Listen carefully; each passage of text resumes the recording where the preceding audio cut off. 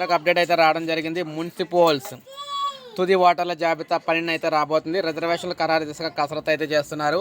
ఎన్నికలకు ఏర్పాట్లు ముమ్మరం అయితే చేస్తూ ఉన్నారన్నమాట. రాష్ట్రంలో పట్టణ స్థానిక సంస్థల ఎన్నికల కోసం పురపాలక శాఖ కసరత్తు ముమ్మరం చేసింది.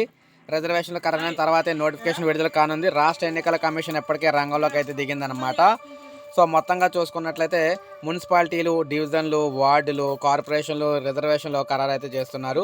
మొత్తం ఎన్నికల పర్వంలో రిజర్వేషన్ల ప్రక్రియ అత్యంత కీలకం కావడంతో మున్సిపాలిటీలు 6 కార్పొరేషన్ల ఎన్నికలకు రంగం సిద్ధమైందనమాట. గడువు ఇంకా ముగియని 4 మున్సిపాలిటీలతో జీహెచ్ఎంసీని కూడా ప్రస్తుతం ఎన్నికల నుంచి అయితే మినహాయించారు. బాహ్య వల రహదారి పరిధిలోని మున్సిపాలిటీలు విలీనం చేయడం వల్ల జీహెచ్ఎంసీ పరిధి పెరగ్గా దీన్ని 3గా విభజించాలని ప్రతిపాదన నేపథ్యంలో ఇక్కడైతే కూడా ఎన్నికలైతే వాయిదా వేశారు. దాంతో మిగతా పట్టణ స్థానిక సంస్థలు తుది ఓటర్ల జాబితా సిద్ధం చేసి విడుదలైతే అయింది.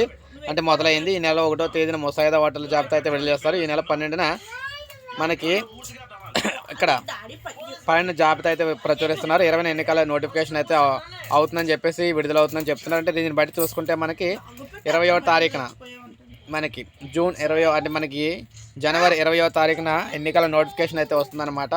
పుర ఎన్నికలకు సంబంధించి, మున్సిపాలిటీ ఎన్నికలకు సంబంధించి. సో ఇది మనకి అప్డేట్. ఒక లైక్ చేయండి, సబ్స్క్రైబ్ చేసుకోండి, మన ఛానల్ సబ్స్క్రైబ్ చేసుకోండి.